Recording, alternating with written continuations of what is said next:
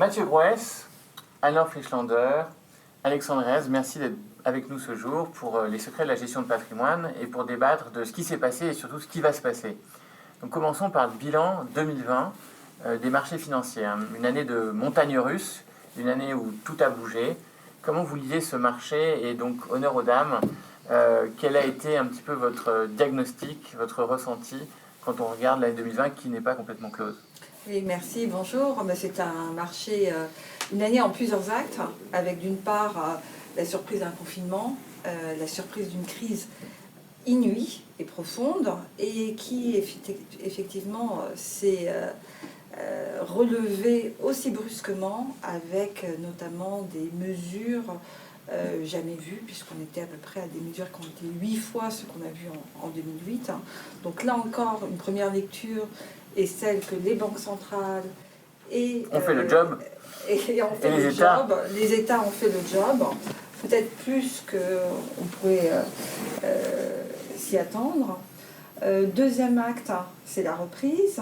On voit une première notion de déconfinement avec une première montée de reprise de l'économie.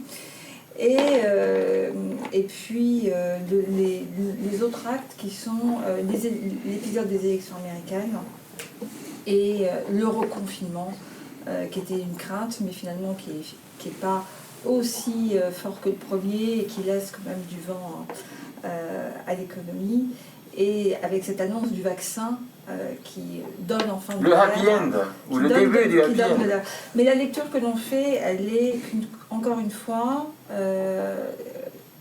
les banques centrales, la mise en place des stimuli de l'économie ont vraiment joué leur rôle. Que finalement, cette asymétrie que l'on voit aujourd'hui au niveau des secteurs, elle a été bien vue par les marchés, c'est-à-dire ça n'a pas entraîné finalement tous les secteurs dans le rouge, et on a vraiment vu certains acteurs pouvoir se repositionner et reprendre de la valeur au moment donné. C'est peut-être la nouveauté que par rapport à d'autres crises, c'est d'avoir vu finalement un repositionnement des acteurs à la fois sur le crédit au mois de mars-avril et plus récemment sur le marché des actions. Ce qui était peut-être un petit peu nouveau. D'accord, merci. Alexandre, comment vous voyez cette crise et l'intervention des pouvoirs publics Alors, effectivement, les pouvoirs publics, l'action a été massive. Alors, l'action a été massive. C'est vrai que ce qui est important, c'est qu'on a connu d'autres crises, et notamment en 2009 sur la crise sur le système bancaire et 2011 sur les crises souveraines, qui nous a permis à la fois de mettre des outils au niveau des banques centrales et voire même au niveau européen de mettre en place des institutions qui n'existaient pas au niveau de la zone euro, avec une banque centrale effectivement qui est maintenant omniprésente, alors qu'avant c'était un acteur, on va dire, un peu plus secondaire. Je crois que c'est important parce que on voit que dans nos économies, déjà qu'on acceptait mal la cyclicité de l'économie, c'est-à-dire qu'on voit aux États-Unis finalement depuis 2009 une croissance économique qui était quasiment ininterrompue par l'action de la Banque centrale américaine. Effectivement, là, il a fallu mettre en place des outils, en tout cas une action importante. Mais je pense que véritablement, il y a deux informations importantes sur cette crise. Elle est historique, évidemment, parce que c'est une pandémie, donc c'est dramatique, mais elle est historique parce que la récession a été créée par les États. C'est-à-dire que ce n'est pas la Covid qui a créé la récession, c'est les confinements. Et c'est les États qui ont décidé de mettre en place un arrêt de l'économie et de créer les conditions d'une récession extrêmement forte. C'est quand même assez historique. Donc effectivement, tout naturellement, les États ont assumé et vont assumer cette perte de valeur dans l'économie. Et puis, deuxième chose, on a eu, non pas un monde d'après, mais une accélération des tendances qui perduraient déjà depuis quelques années. On parle beaucoup de la technologie. Effectivement, quand on voit les valeurs de technologie des GAFAM, les valeurs de croissance, etc., qui ont très bien performé, mais elles performaient avant parce qu'elles prenaient des parts de marché. Elles avaient les conditions à la fois d'activité et bilancielle pour finalement être favorisées dans une crise parce qu'elles étaient beaucoup plus solides. Par contre, vous avez les secteurs qui sont des secteurs qui étaient en fragilité, le sont encore plus devenus. Et pourquoi ? Parce que on était, si vous vous mettiez, on va dire en janvier 2020, dans une perspective à 5 ans, où vous imaginiez Apple, Amazon, effectivement, croître de manière régulière, prendre des parts de marché, profiter effectivement du digital, de la technologie. Et ce qui a créé cette crise, c'est un raccourcissement, un rétrécissement du temps, et tout ce qu'il devait se passer en 5 ans s'est passé en 6 mois. Donc la crise accélératrice de transformation. Exactement. Peut-être pour revenir sur votre point et vous interroger sur ce filet de sécurité des pouvoirs publics. En 2009, on a eu un peu de temps de latence, notamment avec la faible coordination européenne d'une part, et aux États-Unis le débat sur le moral hazard. Là, ce débat, le moral hazard, n'est pas du tout intervenu dans le débat public. Les filets de sécurité monétaire, mais aussi pouvoirs publics, ont été déployés. Est-ce que pour vous, ça change la donne pour le présent, mais aussi pour le futur ? Quel diagnostic faites-vous de cette vitesse des États, des puissances publiques, pour garantir l'anti-peur, voire l'anti-baisse, d'accord, pour garantir aussi une liquidité qui ne détruise pas les bilans comme ça a détruit les bilans des banques dans les années 2009 et 2010. C'est vrai que cette crise est très très particulière parce que, en fait, comme disait Alexandre, c'est une crise administrée. On n'a jamais vu ça, c'est-à-dire qu'elle a été pas pensée, pas conçue, mais c'est quelque part, c'est les États qui ont décidé à un moment d'arrêter l'économie, de la mettre en sommeil, de protéger à tout prix les capacités de production par beaucoup de systèmes d'aide qui ont été mis en place. Mais donc la particularité, comme vous le disiez, c'est que dès lors que cette crise, quelque part, elle a été administrée, elle a été décidée parce que c'était une crise économique nécessaire pour faire face à une crise épidémiologique qu'on subissait, en fait, les réponses ont, pour certaines, été apportées avant même qu'on ait la crise économique. On n'a jamais vu ça. C'est-à-dire que si vous regardez 2008-2009, la crise, dans le fond, dans les éléments sous-jacents, elle commence peut-être en 2005-2006. Le résidentiel américain commence à s'effriter, ça accélère, ça prend une ampleur. Les effets négatifs se diffusent dans l'économie pendant 1 an et demi, 2 ans. Et puis là, on commence à avoir des actes. Cette fois-ci, on a eu des actes pour aider l'économie avant même d'avoir eu le début des effets négatifs. On subit le sanitaire, donc on accepte préventivement de prendre des mesures qui vont détruire l'économie, mais on protège l'économie au moment où on la détruit. Voilà, on arrive presque à anticiper, et donc on gagne 1 an et demi par rapport à d'habitude, c'est absolument colossal. Et l'autre élément, quand vous parlez de moral hazard, etc., le fait qu'on ne se pose pas de questions, je pense que la différence par rapport à 2008-2009 et par rapport à toutes les crises des 40 dernières années, c'est que cette fois-ci, entre guillemets, la victime, celui qui subit la crise, c'est directement l'individu, c'est directement l'électeur. 2008-2009, c'est les banques. Les banques n'ont pas toujours une image très sympathique auprès des gens et des électeurs. Mettre des monceaux d'argent et dire on va sauver les banques en ne mettant plutôt trop que pas assez, c'est un discours absolument inaudible. Dire aux gens, pour vous aider, on va mettre plutôt trop que pas assez, alors là, c'est totalement audible. Et donc, on est dans un contexte totalement différent où avant, il fallait faire attention à pas trop donner parce qu'électoralement, ça pouvait ne pas passer. Là, c'est carrément l'inverse, en fait. Il faut donner trop parce qu'en fait, on donne trop directement aux électeurs. Et donner beaucoup aux électeurs, c'est plutôt une bonne chose pour un homme politique. Qu'en pensez-vous de cette administration de la crise ? Je pense qu'il y a eu vraiment l'image derrière de 2008, où c'était ne pas répéter d'erreurs, ne pas laisser Lehman faire faillite, en l'occurrence ici c'était le secteur économique, et agir au maximum, renouveler cette confiance, garder cette confiance. La seule différence, c'est que l'effet domino n'a pas eu lieu, comme on a pu le voir en 2008. Il n'y a pas eu, enfin en tout cas encore, on espère que ça ne sera pas le cas, d'effet de contagion sur certains secteurs. Bien au contraire, on a eu, à la différence d'autres crises, il y a eu des secteurs qui ont profité de la crise. L'histoire de la tech, Amazon, e-commerce, Zoom, etc. E-commerce, on sait, on a bien vu cette asymétrie de secteurs qui ont au contraire profité et d'autres qui ont été sinistrés. Et puis, l'importance de cette liquidité sur le marché, il y a vraiment une profonde... Aujourd'hui, c'est vraiment ce paradigme qui est d'assurer au maximum cette liquidité, la peur du défaut, la peur de cette crise de crédit comme on l'a connue. La peur de la peur. La peur de la peur. Éviter la peur, c'est éviter la crise d'économie. C'est une bonne chose. Voilà, maintenant, on pourrait quand même aussi s'interroger sur quels peuvent être les effets pervers à moyen terme. Je crois que vous avez des idées là-dessus. Non, les effets pervers, effectivement, c'est que cette assurance, on va dire pouvoir public, banque centrale, en fait, soit maintenant devenue une normalité. Donc, ce qui empêche, on va dire, ce qui va provoquer des inefficiences totales on parlait d'antisélection, mais effectivement, si vous avez une espèce d'assurance, vous pouvez à peu près tout faire. Donc, même les projets non rentables pourraient être favorisés avec du levier.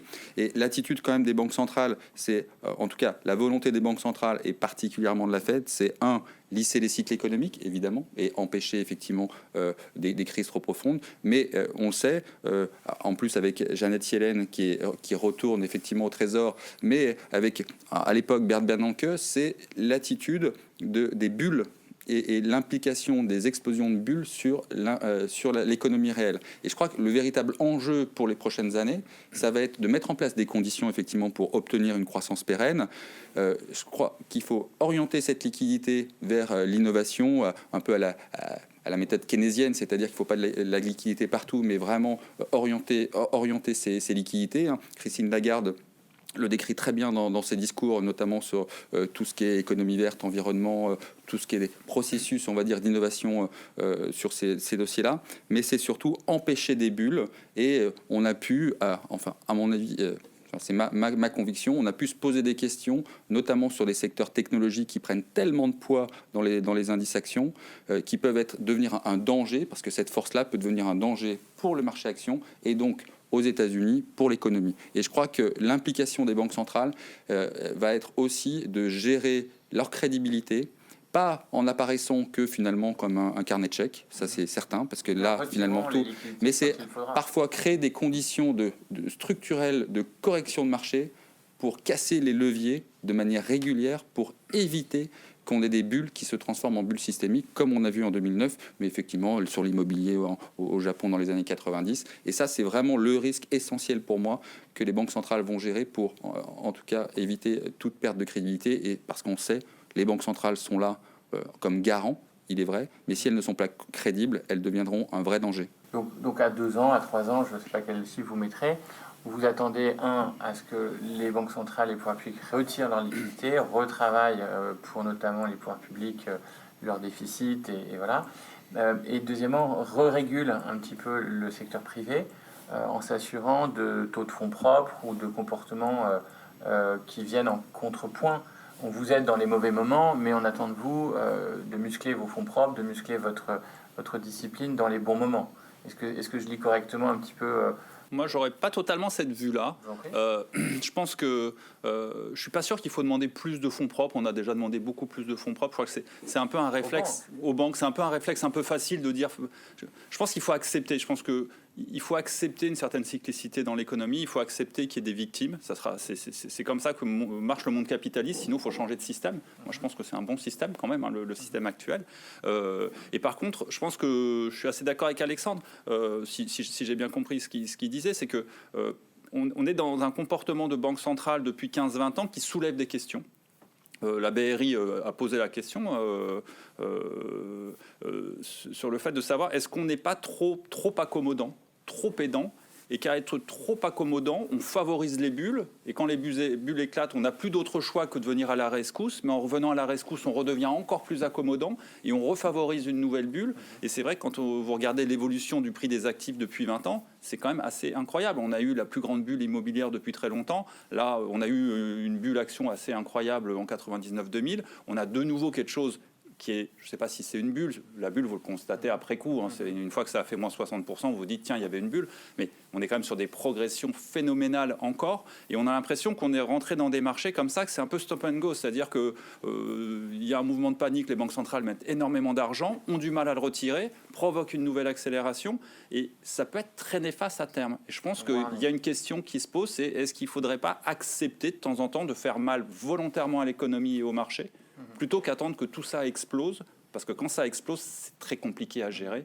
et on peut avoir des cercles vicieux comme ce que j'essayais d'évoquer. Tout à fait. Là, leur intervention était plus par rapport à un risque sanitaire et les conséquences d'un arrêt confinement décidé, comme vous le... Oui, bien sûr, cette fois-ci, c'est différent. Ouais, c'était un petit peu différent.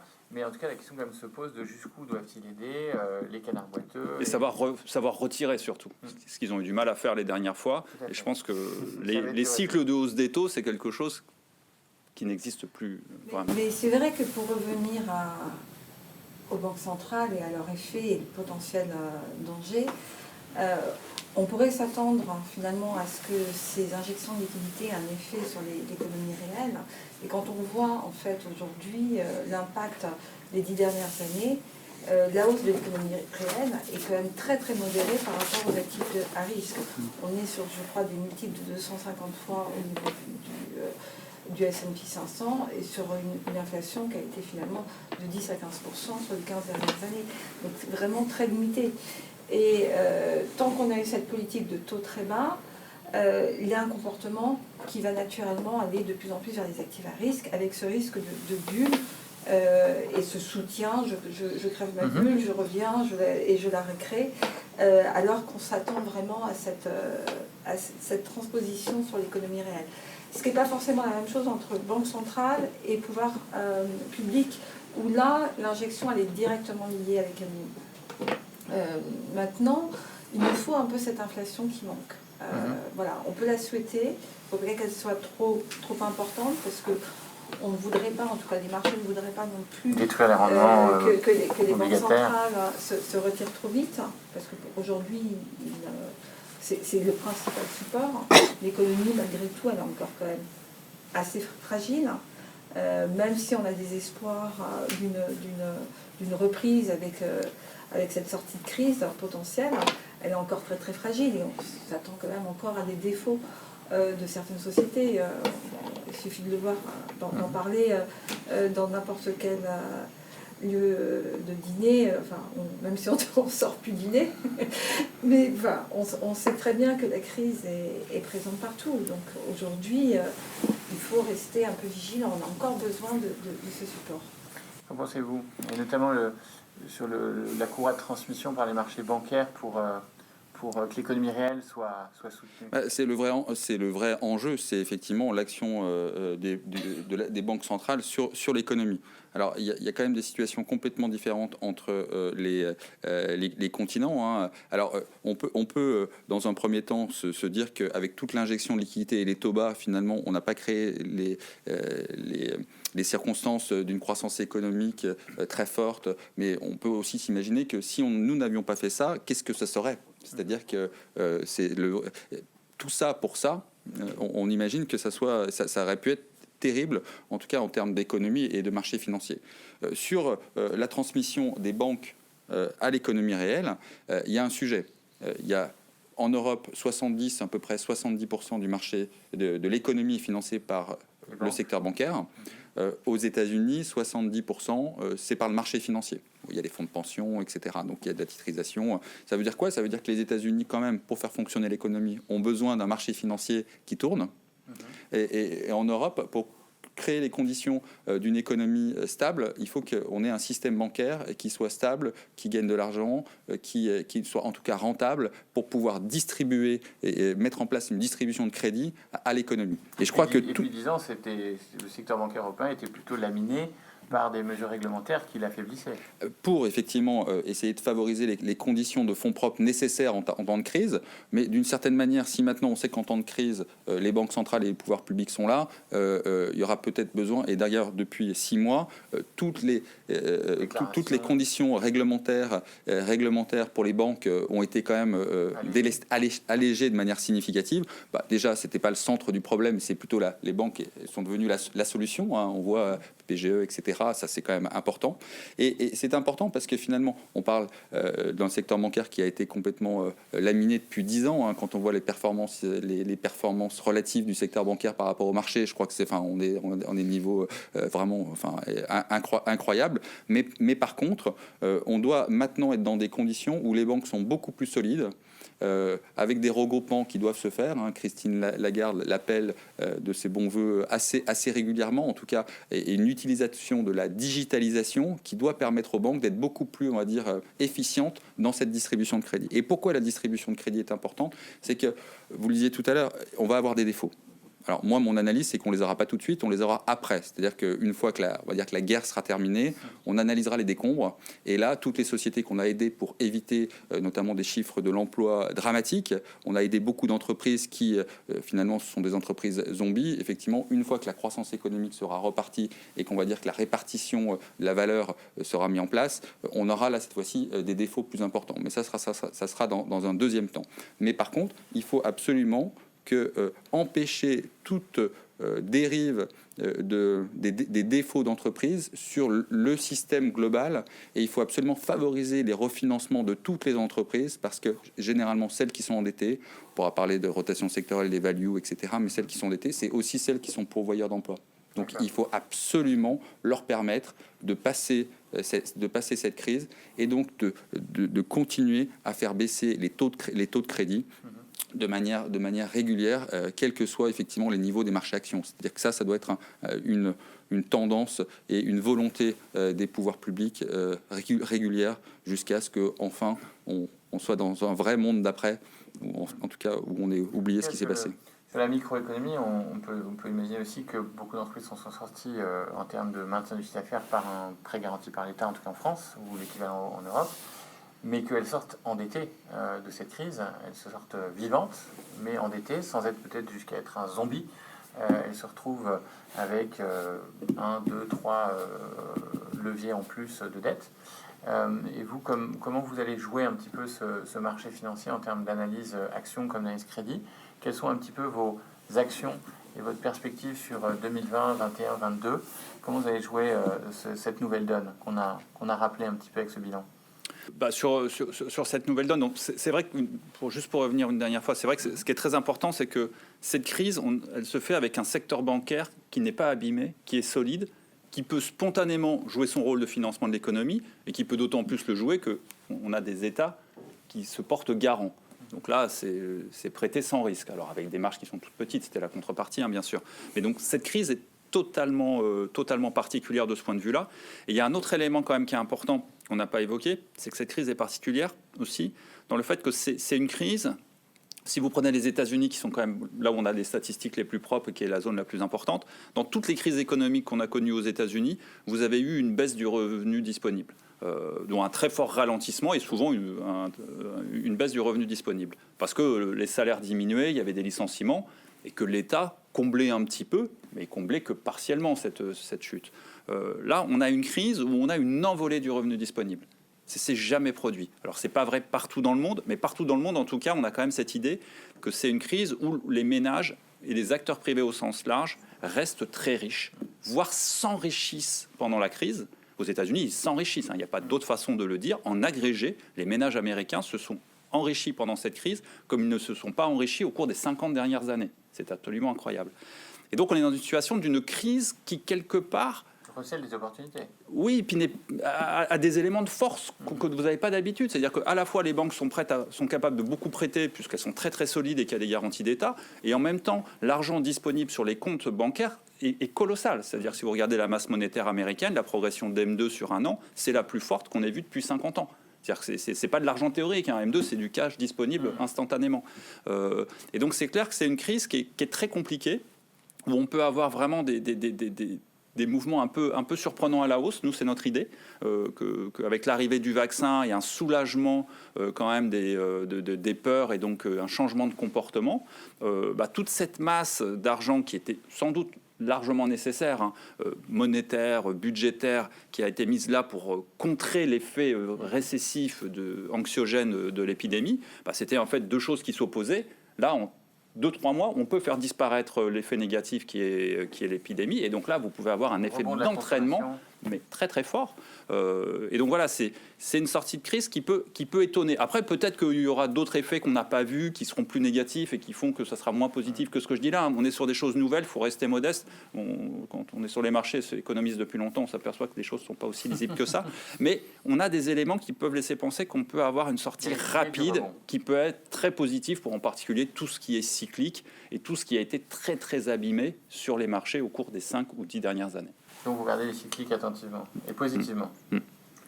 Qu'en pensez-vous? On a un scénario central qui est plutôt optimiste.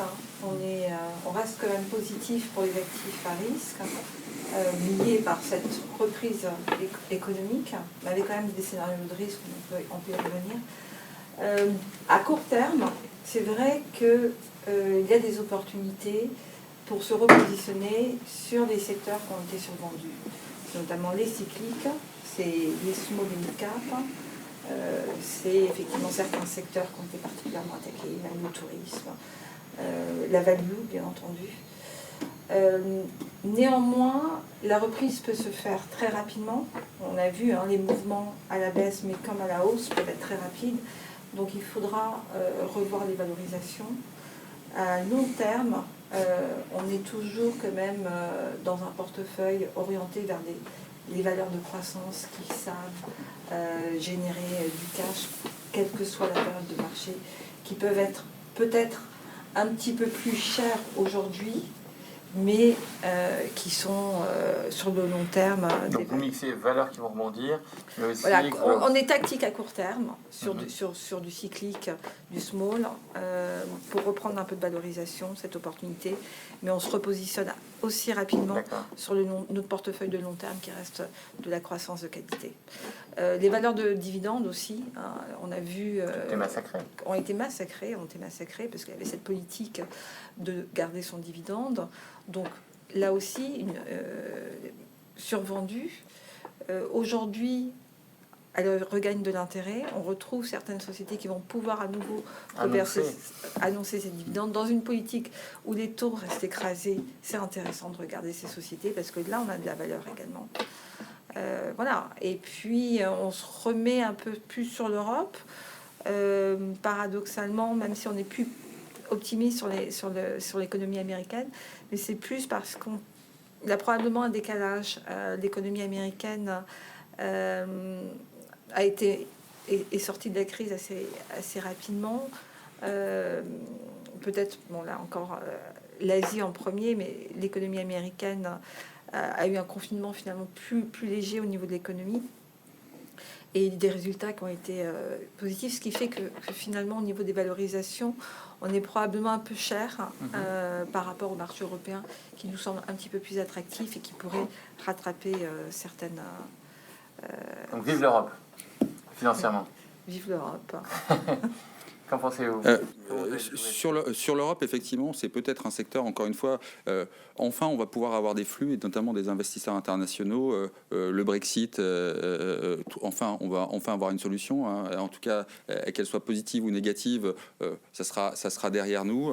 On a une banque centrale qui est extrêmement crédible, avec une Europe, encore une fois, la crise, elle a créé, on avait une Europe monétaire, et puis elle est devenue un peu plus politique, et progressivement, elle devient de plus en plus politique. Et enfin, on commence à voir les prémices d'une simplification des institutions. Et je pense que l'Europe soit devenue sanitaire, c'est quand même très très important. On voit Ursula von der Leyen qui a commandé plusieurs centaines de millions de vaccins pour tout le monde. Donc on accusait l'Europe de n'être qu'un embryon monétaire. Non, c'est en train de devenir beaucoup plus. En termes de marché, alors il faut bien voir, il y a une différence essentielle, je trouve, dans la séquence, notamment au moment où le vaccin a été annoncé. Vous avez eu effectivement des retournements très très forts de certains secteurs, de certaines thématiques. Alors il y a certains secteurs qui avaient déjà commencé à rebondir en relatif depuis quelques mois, depuis le mois juillet-août, notamment les secteurs industriels, et qui ont continué cette fois-ci et qui ont accéléré leur tendance. Ça, c'est important parce que de toute manière, il y a beau avoir la technologie, etc., le digital, le retour à une économie pérenne passera par l'industrie. C'est la politique de l'offre, c'est la politique de l'emploi. Et là, ce sont des sociétés qui doivent être favorisées parce que ces sociétés-là sont dans des conditions où, de toute manière, les États, par les infrastructures, on sait, le bâtiment, etc., par les infrastructures, doit trouver les conditions d'une croissance. Donc ça, c'est des secteurs il faut privilégier. Il fallait privilégier depuis quelques mois, mais il faut continuer à les privilégier. Après, vous avez les secteurs dits technologiques. Effectivement, l'impact d'un vaccin a plutôt été négatif dans la réaction par rapport, en tout cas en relatif par rapport aux valeurs technologiques, parce que c'était les valeurs stay at home, et puis maintenant c'est back to work, donc on retourne au travail. Donc non, évidemment, c'est des sociétés qui sont de qualité. Par contre, il faut penser à la valorisation. Et ce qui est vrai, c'est que cette tendance avait déjà été depuis le mois de juin, juillet, août, déjà une tendance d'aplatissement et ou de performance relative plutôt négative. Donc ça, il va falloir faire attention, et notamment en termes de valorisation. Évidemment que ces sociétés restent incontournables dans les portefeuilles parce que ce sont des sociétés de croissance, mais attention notamment sur les sociétés de croissance en termes de valorisation. Pourquoi ? Parce qu'elles sont plus chères, mais si vous étiez dans une économie qui repart très fortement parce que la vaccination se passe bien et que finalement on se retrouve au mois de mai, juin dans une économie complètement réouverte, on aurait cette fois-ci, par la volonté des banques centrales, des taux d'intérêt à long terme qui remonteraient avec ce qu'on appelle une pontification de la courbe, qui serait très positif pour les valeurs dites value, des valeurs, on va dire cycliques plutôt, je préfère ce terme-là, et par contre négatif pour les valeurs de croissance parce que leur valorisation est trop importante par rapport au taux d'intérêt. Et donc, il faut gérer cette allocation de thématiques au fur et à mesure des informations que nous avons en notre possession. Le point essentiel, c'est effectivement la dynamique de croissance et la dynamique d'inflation qui forcera ces taux. Et je pense que souvent, on oublie quand on fait des actions, mais le marché des taux d'intérêt, on l'a vu avec les taux, le niveau des taux, des spreads, etc., c'est vraiment l'élément qui sera conducteur même du marché action l'année prochaine. Merci beaucoup, merci à vous tous les trois. Bonne journée.